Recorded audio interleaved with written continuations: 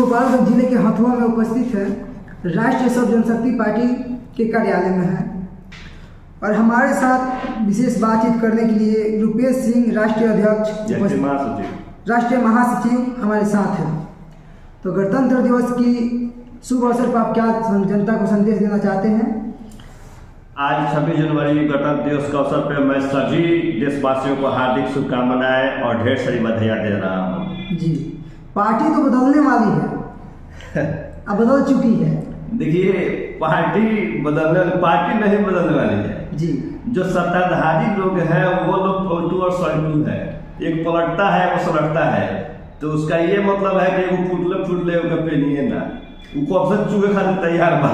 लेकिन आपको ये सब कैसे पता रहता है कि एक साल पहले ही आपने बता चुके हैं, एक वीडियो में हमारे पास वो फुटेज भी है, एक साल पहले आप बता चुके हैं कि बहुत जल्दी पार्टी पलट जाएगी। हाँ, अगले साल ही जैसे ये पलट करके और छोटका सल्टू के साथ सलटने का ये काम किए थे, तो उसी टाइम हमको लाइव टीवी कोई ऐसा करके है, हाँ। वो आए हुए थे, तो उसी टाइम इस पे चर्चा हो रही थी। तो हमने उनसे कहा था कि अगले फरवरी आते आते पलटू चाचा बड़का पलटूबाज है, पलटी मार लेंगे, फरवरी से पहले ही मारना है उनको। और देखिए अब तब हुआ है कि कब हम पलटी मार दें, ऐसे उनका स्थिति आ गया है।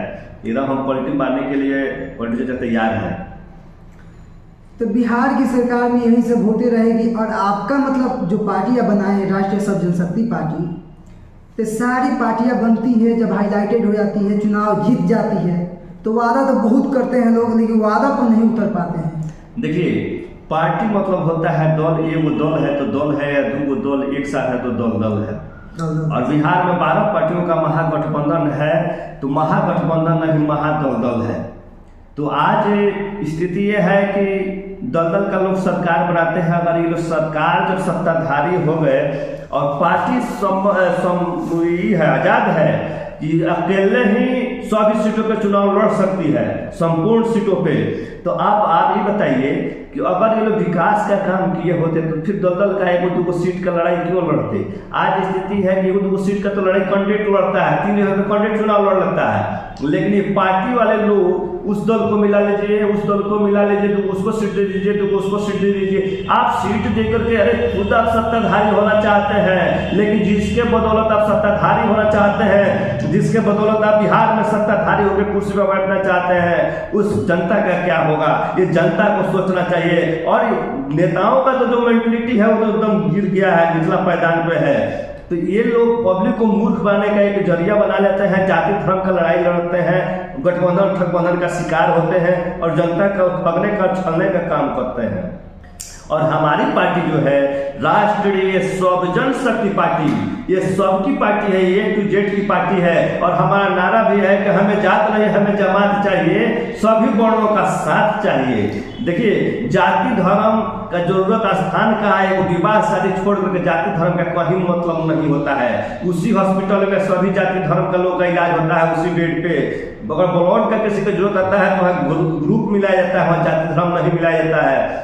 तो ब्लड का कोई जाति नहीं होता है, हॉस्पिटल का कोई जाति नहीं होता है, शिक्षा का कोई जाति नहीं होता है। वही एक ही स्कूल में सभी जाति को मजहब धर्म के लड़के बच्चे एक ही बेंच पर बैठते हैं। होटल में एक ही जगह लोग एक ही बेंच पर बैठ करके, टेबल पर बैठ करके खाना खाते हैं, एक ही गिलास से पानी पीते हैं।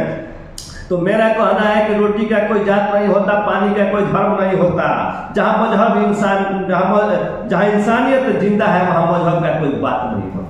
आपने तो बहुत कुछ कहा, हम लोग सुने, जनता भी मेरी सुन रही है, लेकिन सब पार्टी ऐसा ही कहती है। बाद में हो सकता है कि आप भी उन्हीं लोग की तरह पलटी मार दें। एक बात बताइए, मैं आपसे पूछना चाहता हूँ, कौन सा चैनल है आपका? आप सबका न्यूज। आप सबका न्यूज।